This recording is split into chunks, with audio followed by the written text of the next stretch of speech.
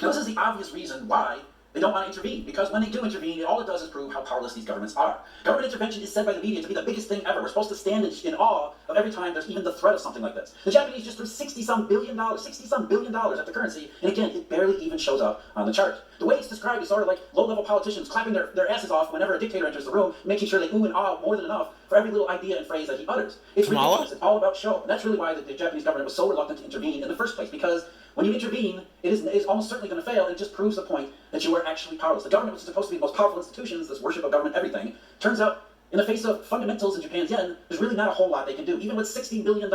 So even though the next intervention, whenever the Japanese yen slide violates rapid and excessive and is not reflected in the bureaucratic definition of fundamentals, it will likely be a lot bigger anyway, but that won't be Canada's problem. Now it's on to the next guy in line, because Japan's yen continues to want to weaken.